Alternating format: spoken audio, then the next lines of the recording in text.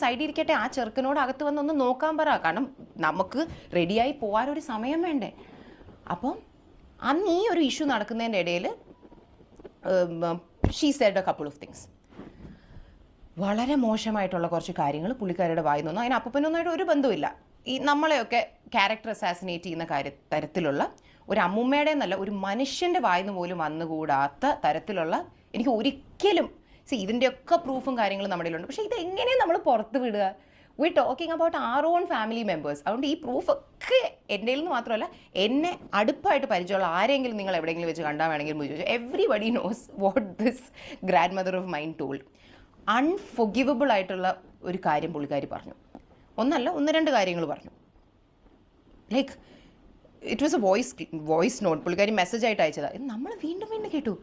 Did she really say that, or are we imagining it? Like, how can a human being talk like this? അങ്ങനത്തെ ഒരു വൃത്തിയായിട്ട് കുറച്ച് കാര്യങ്ങൾ പറഞ്ഞു.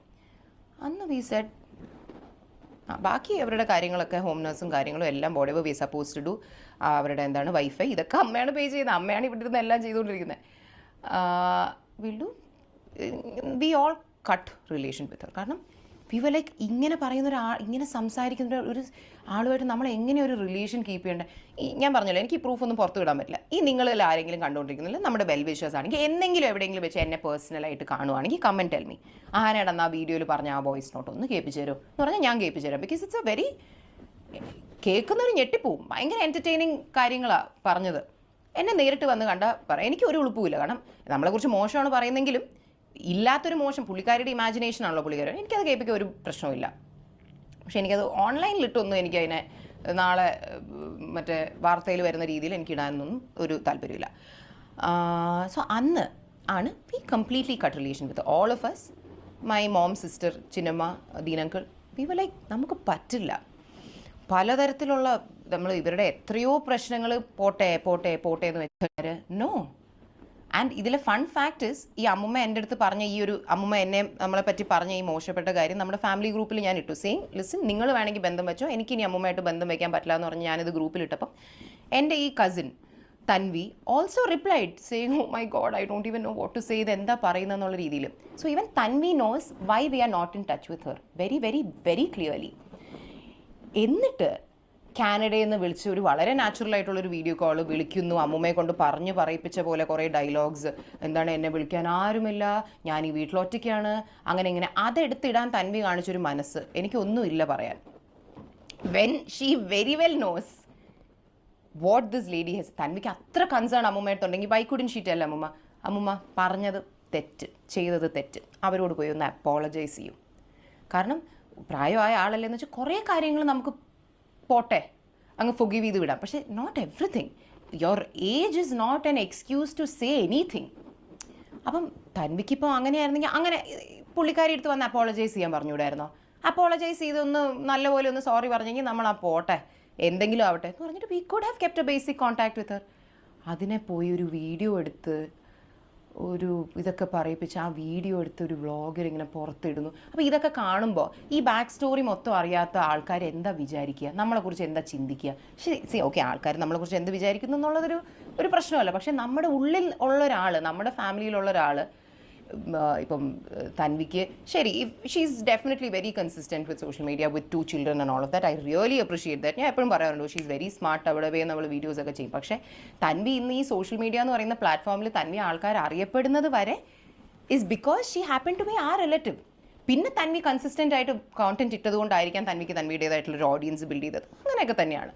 പക്ഷേ ഇന്നും ഇവരുടെ കസിൻ അപ്പം നമ്മൾ യൂട്യൂബ് കോണ്ടന്റ് ചെയ്യുന്ന കണ്ടിട്ടാണ് തൻവിയുടെ ഇനിഷ്യലി ചാനലിൽ ഫുൾ ഹെൽപ്പ് ചെയ്ത് കൊടുത്തതേ നമ്മളാണ്. തൻവിയുടെ ചാനലിൻ്റെ മറ്റേ എന്താ മോണറ്റൈസേഷനും കാര്യങ്ങളും ഒക്കെ റെഡി. തൻവിക്ക് ഒന്നും അറിയത്തില്ലായിരുന്നു. ഇതെല്ലാം ചെയ്തു കൊടുത്തത് അശ്വിനാണ്. OC അശ്വിനും കൂടിയാണ് അത് ചെയ്തു കൊടുത്തത്. ആൻഡ് തൻവി ഇനിഷ്യലി OCയുടെ കല്യാണത്തിന് നാട്ടിൽ വന്ന സമയത്ത് we were very happy to be a part of her videos. കാരണം യുനോ ഇപ്പോൾ നമ്മൾ തൻവിയുടെ ഇനിഷ്യൽ വീഡിയോസിലുണ്ടെങ്കിൽ ഡെഫിനറ്റ്ലി ആൾക്കാർ കാണും, ആ ചാനലിനൊരു സബ്സ്ക്രിപ്ഷൻ കിട്ടും. And if she is able to make an extra additional income through that, we were very happy for her, good for Har.